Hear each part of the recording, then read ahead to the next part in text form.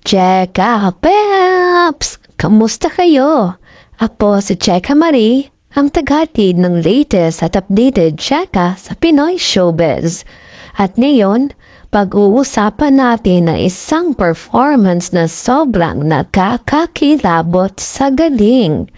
Ang malahalimaw na performance ni Carmel Collado. Ready na ba kayo? Tara, let's cheka!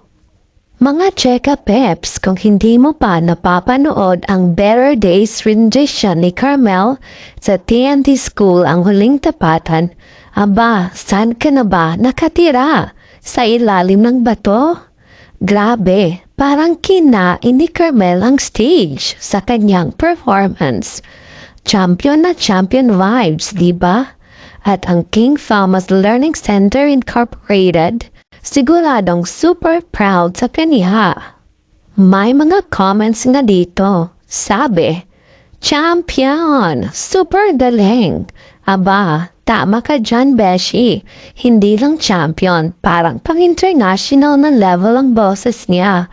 Isa pa, sabi ng isa, hayop! Yung version niya, napakaganda. Legit na nakakakuryenta ang chills habang pinapakinggan. Hayop talaga, as in nakakabaliw sa ganda.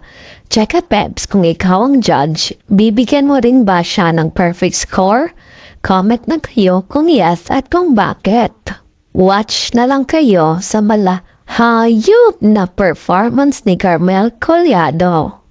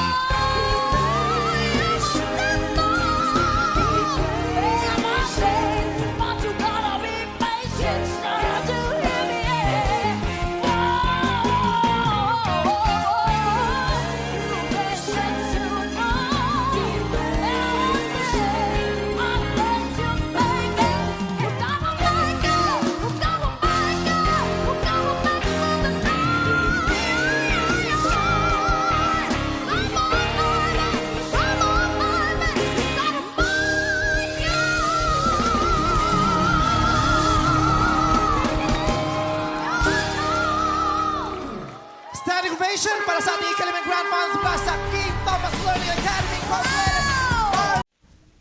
Ito pa ang pasabog. Alam niyo ba na ang Better Days ay isa sa pinaka-challenging na awitin? Pero si Carmel, parang kumain na nasukal habang kinakanta yun.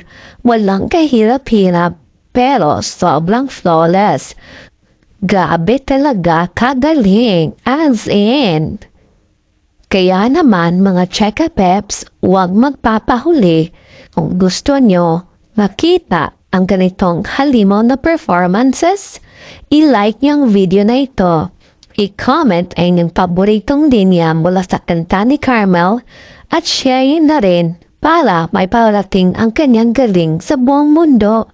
At syempre, subscribe na rin sa channel para araw-araw tayong magkasama sa ganitong kwentuhan.